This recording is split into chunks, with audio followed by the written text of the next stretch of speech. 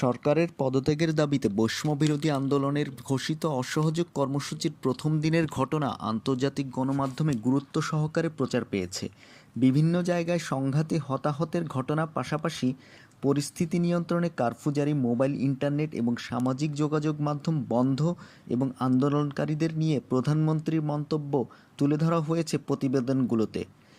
বাংলাদেশে চলমান বৈষম্যবিরোধী আন্দোলনের কর্মসূচি শুরু থেকেই আন্তর্জাতিক গণমাধ্যমে বেশ গুরুত্ব সহকারে প্রচার পেয়েছে। শনিবার আন্দোলনের সমন্বয়ক ঢাকা কেন্দ্রীয় শহীদ মিনারে গণসমাবেশের খবর প্রচার পেয়েছে গণমাধ্যমে। এছাড়া অসহযোগ আন্দোলনের প্রথম দিনের বিষয়টিও উঠে এসেছে প্রতিবেদনগুলোতে। বিবিসির প্রতিবেদনে দেশের বিভিন্ন জায়গায় সংঘাত ও হতাহতের ঘটনা উঠে আসে। জার্মান ভিত্তিক ডয়েচে ভেলে জানায়, কোটা সংস্কারের দাবিতে হাজার হাজার শিক্ষার্থী মাঠে নেমে এসেছে। শেখ হাসিনার পদত্যাগের দাবিতে হাজার হাজার কোটা সংস্কার শিক্ষার্থী ও তাদের সমর্থকরা সমাবেশ করছেন। এদিকে কাতার ভিত্তিক গণমাধ্যম আল জাজিরা বলেছে, রোববারও বাংলাদেশে ব্যাপক সহিংসতা হয়েছে।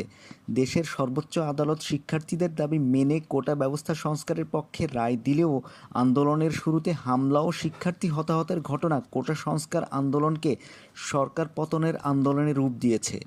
গণমাধ্যমে ঢাকার প্রতিনিধি তানভীর চৌধুরী জানান, শাহবাগে জড়ো হওয়া শিক্ষার্থীদের সাথে সরকারপন্থী বিভিন্ন সংগঠনের নেতাকর্মীদের সংঘর্ষের ঘটনা ঘটেছে। রয়টার্স জানিয়েছে, জানুয়ারি নির্বাচনে জয়ের পর ক্ষমতাসীন আওয়ামী লীগের বিরুদ্ধে হওয়া সবচেয়ে বড় আন্দোলন এটি।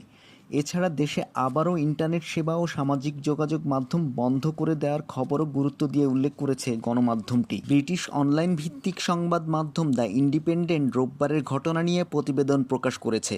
প্রতিবেদনে শাহবাগে বঙ্গবন্ধু মেডিকেলে হামলার বিষয়টি উল্লেখ করা হয়। হামলাকারীদের ছত্রভঙ্গ করতে পুলিশ টিয়ার শেল ও রাবার বুলেট ব্যবহার করেছে।